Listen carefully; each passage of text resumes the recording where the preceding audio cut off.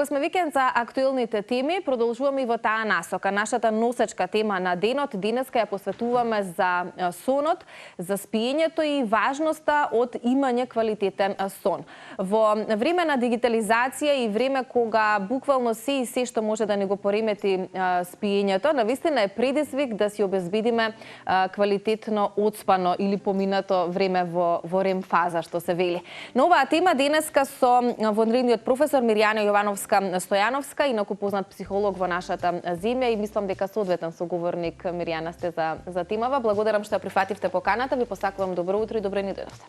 Добро утро, добро дојдов. Благодарам за поканата да зборуваме за вака интересна тема. Дали добро се одспавте? Јас одлично. Јас за жал не, меѓутоа има и такви денови, нели? Особено како мајка на мало бебе, мислам дека тоа е малку потешко, ама има време додека да се вратиме во колосек. Но важно ми е денеска да потенцираме што значи квалитетен сон. Првенствено, дали 8 часа спиење се сметаат се уште за квалитетен сон, иако веќе се поголем број на луѓе функционираат и со помалку одспани часови? Па, тие 8 часа се даде некако резултат од некои истражувања кои велат дека тоа е доволно време луѓето да се одморат, телото да се одмори, да се одмори нервниот систем, да мозокот да се одмори и дека тоа е некое, значи плюс-минус, не дека точно во 8 саатот треба да легнеме и да станеме, ама од прилика тоа време некој му требаат 7, некој му треба 9, некој можеби 6 спие, например. Секој различно, нели, ние сите имаме различни биоритми, ама тоа е некое оптимално време за кое што ние можеме како патоказ каде би требало да се движиме, значи да си обезбедиме доволен одмор за да можеме утре дента одново да функционираме квалитетно. Така, да одговориме на сите предизвици кои што не чекаат во текот на денот. Нас денеска верувам ќе ни биде кусо времето за да доловиме или одговориме на се она што би сакала јас да го одговориме. Сакам да фатиме и детската популација заради тоа што во време кога нели за жал мобилните, таблетите, компјутерите се се поприсутни во секојдневието на децата, на адолесцентите, веројатно и тоа е една од причините зошто и тие немаат толку квалитетен сон. Што значи за децата? Колку треба тие да одспијат во текот на ноќта? Значи, ние возрастните, да кажам, родителите, бабите, дедовци, сите што ги гледаме децата, нели, децата што се во згрижувачки домови, сите оние што ги растат децата, би требале да знаат дека нивна е одговорноста на детето да му обезбедат време доволно, еве тие 8 часа, а можеби и повеќе, ако се помали, како се помали децата, часовникот е подолго, значи време за одмор, да им обезбедат квалитетен одмор и сон. Тоа е наша обврска. Дека тоа е обврска на возрастните. Да, наша обврска. Затоа што детето не знае. Нели, оно нити побарало да дојде на овој свет, ние сме си решиле да го донесеме. Ако сме решиле да го донесеме, тогаш ние треба да знаеме известни правила како треба и правилно да го одгледаме тоа дете.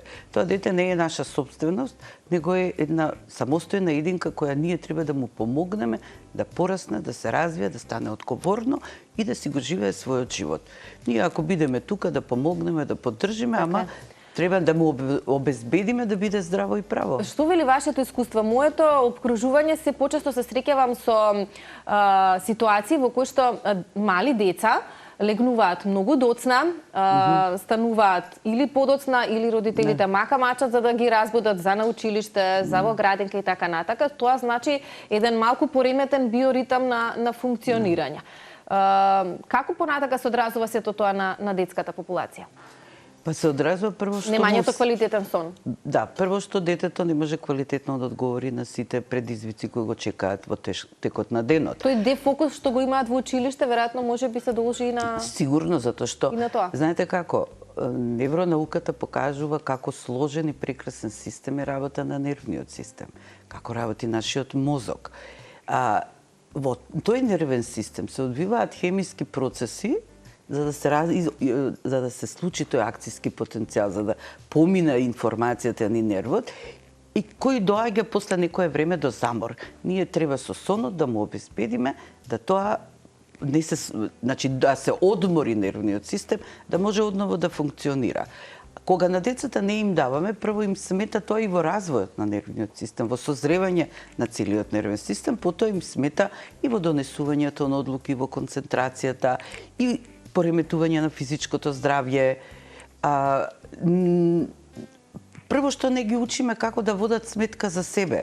Нивниот телефон ќе стане поважен отколку нивната љубов за себе си, нивното внимание за одржување на собственото здравје. Ние имаме многу, нели, и религиски верувања и различни теории дека за душата, за постоењето вантелесно и сето тоа. Во овој момент, на она ниво кај што сме, ние знаеме дека нашето постоење е биолошко. И затоа нашето тело мора да си земеме доволно грижа со целосна одговорност за тоа како ќе го одржиме здравето на нашето тело, на нашиот начин на кој што функционира нашиот нервен систем. А една од клучните работи е сонот. Да, спиењето е една од клучните работи и сонот, затоа што во сонот нешто се случува, ние се уште не знаеме точно како, ама велат дека мозокот памти се во текот на денот. Значи, остануваат толку многу информации за кои што ние и не сме во моментот свесни. Например, кога јас сум концентрирана за вас, камерите и сите овие наоколу, јас не ги имам во свесноста, ама мојот очи ги гледаат и мојот мозок ги памти. Ги перцепира. Ноќта се случуваат некои работи за кои што ние, нели, порано луѓето ги доживувале како нешто чудно, како одење некаде на друго место, кај што се случуваат чудни работи или предвидувачки сонови или не знам што. Нормално дека луѓето сакале да знаат што се случува со нив и да го имаат контролата на својот живот. Ние денеска знаеме дека тоа е резултат на спиењето, на работата во мозокот, на мозокот во текот на сонот. Ние мериме и одредени бранови за да ја видиме активноста на мозокот, на клетките, нешто се случува внатре и докажано е дека тоа нас ни е преку потребно. Мозокот се средува, се ослободува од некој вишок на материи што се создаваат, таму се балансира и потоа се рестартира за да можеме утре дента одново да го користиме. Да функционира. Некако се пишува дека се поголем број на луѓе патат од инсомнија или неспиење, имаат проблеми со спиењето. Како ние како нација стоиме на ова поле, Миријана? Па како нација сега не знам, јас не сум правила такво истражување за да ваше што вели има се поголем број на луѓе. Од ова што го гледам дека огромен број на луѓе, особено млади луѓе, не го доволно ценат сонот, А дури кога ќе дојдат после средните години, кога нели почнува здравето да се пореметува, па почнат да размислуваат за себе си, што ми фали, па ќе идат на доктор, па ќе добијат совети дека треба да спијат.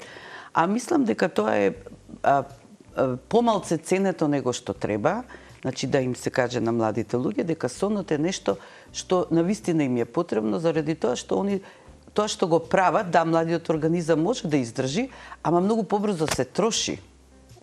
Многу побрзо како старее со тоа. Многу побрзо затоа што ако цело време нервниот систем работи некоординирано, ако не е балансиран, таму нешто ќе почне да се случува. И се пореметува и физичкото здравје. Со работа со мозокот многу лесно многу тесно е поврзано жлездите за внатрешно лачење. Ако се поремети работа на нервниот систем, се пореметува работа на нервите со овие жлездите. Да. Ако жлездите се пореметат, лачењето на тие материи што ги даваат во организмот ќе се поремети. Со тоа директно се пореметува нашиот имунитет, функционирање на организмот. Значи се е поврзано. Така да значењето на квалитетното спиење и сонот би требало да го знаат сите и да си го дозволат. Особено, веројатно, треба да потенцираме за младите, бидејќи тие се едни од оние кои што заспиваат навечер, гледајќи во телефонот, гледајќи во таблет и така натака. Сината светлина дополнително влие и на видот, но и на мозокот. Што се случува кога во тиете, можеби, доцни вечерни часови, ние на мозокот му праќаме погрешна реакција со користењето на паметните уреди? Па сега како да ви кажам, еве еден пример најпрост. Мозокот го одржуваме активен. Активен во нешто и го преоптоваруваме, му бараме уште. Тој вика јас сум уморен и во еден момент нели сите сме го доживеле тоа, кога има ќе не дојде умор и дремка и кога ќе ја преминеме таа граница, ние одново функционираме, Ама доако можеме една вечер, да, можеме две вечери. Например, треба нешто да сработиме, нешто е многу битно. Нашиот мозок е создаден да си така се прилагоди. малце повеќе енергија да си даде. Ама ние ако го правиме тоа со месеци, со години, тоа ќе стане пореметување, затоа што мора да му дадеме шанса на мозокот да се одмори. Не може тој, мислам, колку да ние имаме енергија, долку да сме млади, колку да не знам што правиме, тоа не може да така функционира организмот. Да. И нешто ќе се случи. Од едноставни главоболки, да кажеме, од нешто ме заболе, од нешто ми се сврти, а не ми текнува на нешто ќе заборавам, не можам да се концентрирам. Да, ма веројатно тие симптоми не ги гледаме на таа возраст. Па да, затоа велам да. Па можда ќе ми треба сега малце некој апче да се напијам, па малце пивце да се напијам, па нешто може и да земам, ќе запалам нешто, не знам. Знаете како почнуваат со еден нездрави копинг, кога ние немаме вистински копинг, оние механизми за справување со своето здравје, со работа на нервниот систем, со нашиот одмор, и ние тогаш почнуваме да развиваме нездрави начини, како ќе го возбудиме телото, како ќе го наведеме да се концентрира, како ќе го доведеме да се опушти и ќе почнеме да користиме различни материи, што, например, или пред спиење телефонот, ќе играм со телефон за да заспијам. Го држиме мозокот буден, а чекуваме да заспие. Значи, си правиме штета. Контрадикторности. Секој треба да си прочита, ако не може да најде, а може, сега има многу информации. Да праша некого, значи, како? И нека го прилагоди тоа на своето живење, на својот начин на функционирање. Некој му одговара да легне во 9, некој може би во 11. Но главниот совет е малку да се смири телото, да мора да му обезбедиме такво нешто. Малку мир на телото пред да заспиеме. Така полесно ќе дојдеме нели до затоа што обезбедување на мирот е уствари детоксикација на телото. Ако ние не го детоксикираме, ако не му дадеме шанса да се ослободи од тој отровни материи кои се собрале во него, а преку ден пиеме џусови за детоксикација, а ноќе не спиеме, мислам џабе таа, што детоксикација?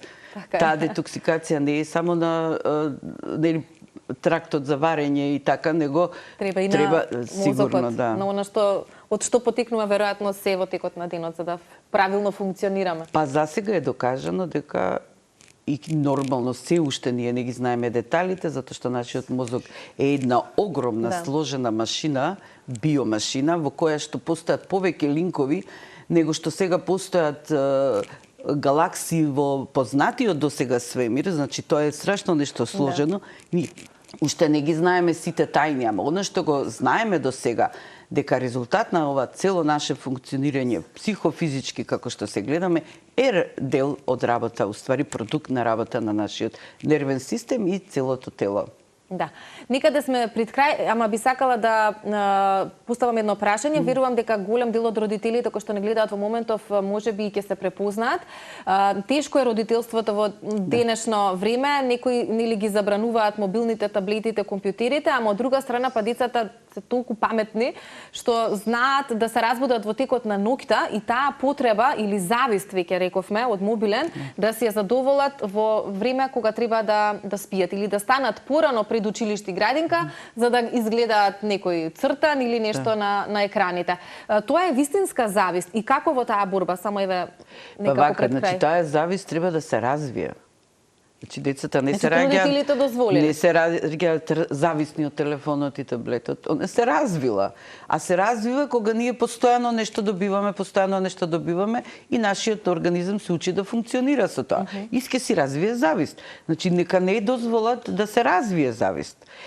Времето на користење ние не можеме да престанеме да ги користиме оваа технологијата што ја нуди цивилизацијата, интернетот, телевизија, цртани филмови, ама тоа да биде во ограничен временски период, 1 саат, денеска пола саат, ќе му довезеш на детето едно филмче да изгледа, едни песнички да чуе. Значи да не забрануваме, но да биде тоа умерено. Да, значи наше е да го контролираме времето.